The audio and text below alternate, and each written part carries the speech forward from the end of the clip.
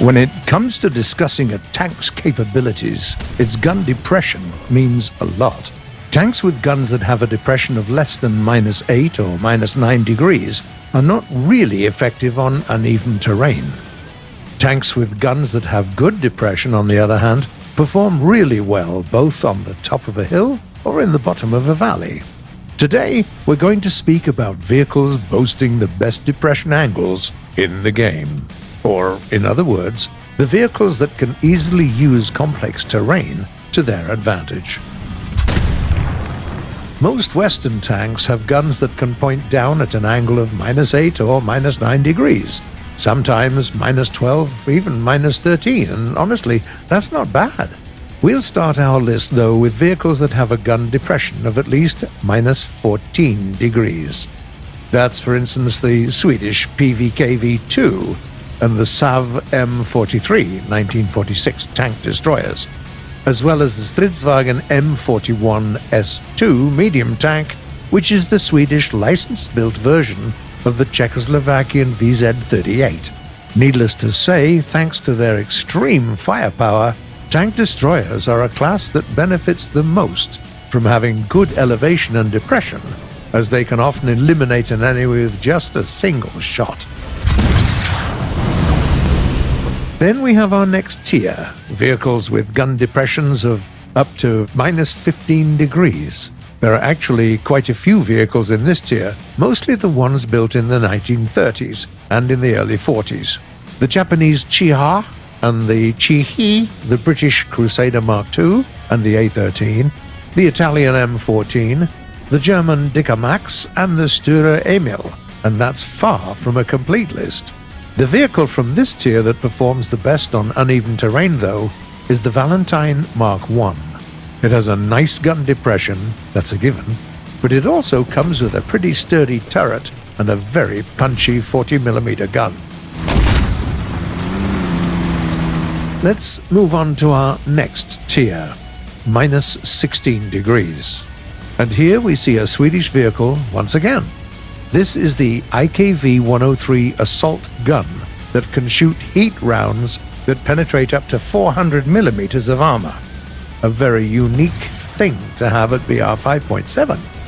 On the one hand, due to the vehicle's unusual design, it's not always easy to actually benefit from this advantage.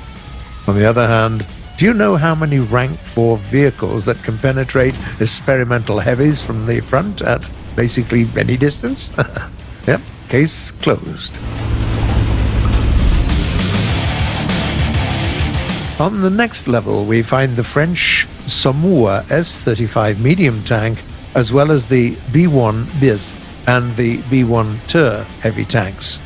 All of them carry a 47mm cannon that can be lowered to -18 degrees. Furthermore, both heavies have pretty decent armor, giving them everything you need for comfortable engagements in hilly areas. At the same time, when using the 47mm gun, you have to rely on APC rounds with no explosive filler, and that severely limits the damage potential of the turreted armament. We go to the next tier and see the very same B1 Bis once again.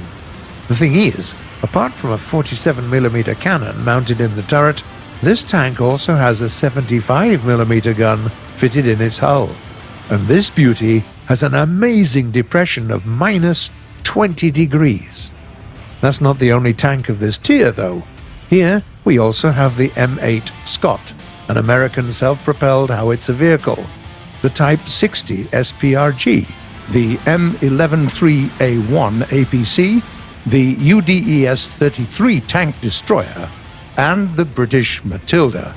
Honestly speaking, all of them do a much better job of fighting on uneven ground, especially the relative small Type 60 armed with twin 106mm recoilless rifles, which can easily hide behind many different kinds of terrain. But the absolute champion today is the American M901 ITV. It's also a bit special because it has an ITOW ATGM launcher instead of a gun. The launcher is fitted on a pretty high mount, giving it an enormous depression of 30 degrees. Thanks to that, the M901 is not just an opponent to be reckoned with due to its considerable firepower. It's also a vehicle that can engage its targets from relative safety, hiding its hull behind cover on any kind of complex terrain. All in all, good depression gives you numerous tactical advantages. Are you looking for good depression when choosing your next tank? What is your top priority? Tell us in the comments below.